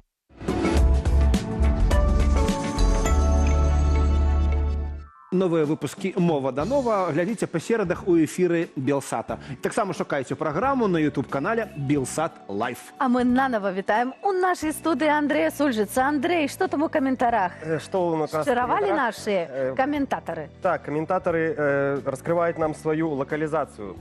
Распавядаюць, глядзіце, якія два цудоўныя гарады стаяць побач. Петрыкаў і Берлін.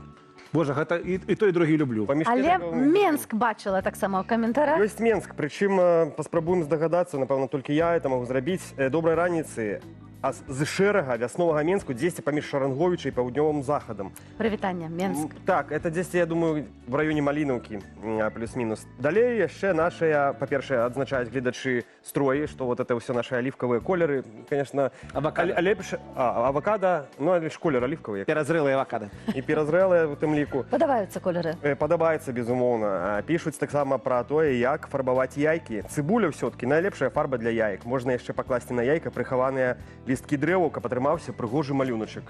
Гэта добра працуе, атрымліваюцца вельмі класныя малюначкі, вельмі прыгожыя. Што ж, даражэнькі, дзякуй табе, дзякуй нашым гледачам. Давайте сустракацца зноў у нашай студыі ў суботу і нядзелю. Праводзьце гэту раніцу з Белсатам, а мы развітваемся. Все, пакуль. Почекайте. А не чакайце, А яшчэ, Андрюша, не побіла вярба б'е, а тебе 2 разы.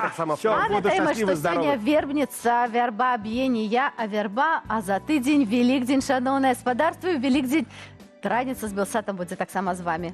Да пабачэння. Всяго вам добрага. Да пабачэння. Пакуль. Пакуль.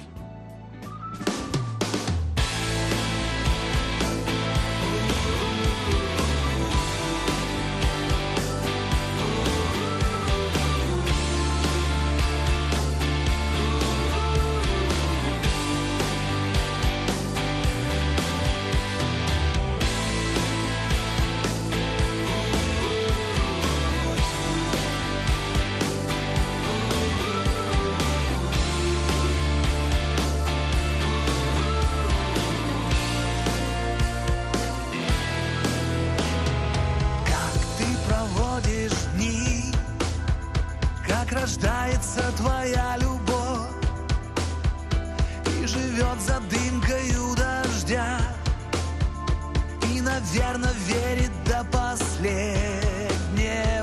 Ты нереальная, но кому есть дело до чудес, что зовут тебя из темноты, слушать волны и